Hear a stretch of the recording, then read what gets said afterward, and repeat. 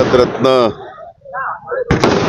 Doctor Babasaheb आंबेडकरांच्या 135व्या जयंतीच्या निमित्ताने आज पहिल्यांदा मी बाबासाहेबांच्या स्मृतीस नतमस्तक होऊन वंदन करतो।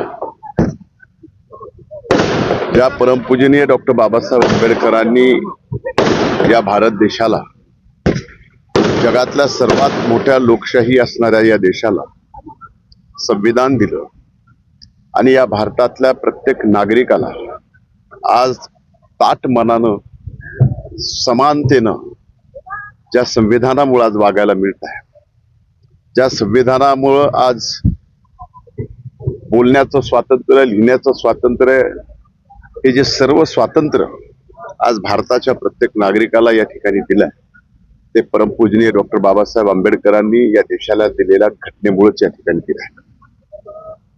आजपर्यंत आणि इथून पुढेही परमपूजनीय डॉक्टर बाबासाहेब आंबेडकरांनी दिलेल्या या घटनेला कुणी वाईट नजरेनं सुद्धा बघणार नाही। याबाबत मला तर विश्वास आहेच, पण एक निश्चित आहे की या घटनेमुळं आज तुम्हाला आम्हाला जे स्वातंत्र्य मिळालंय, ते स्वातंत्र्य खऱ्या अर्थानं लोकशाही आणखीन बळकट करण्यासाठी आपण सर्वांनीच या ठिकाणी वापरलं पाहिजे।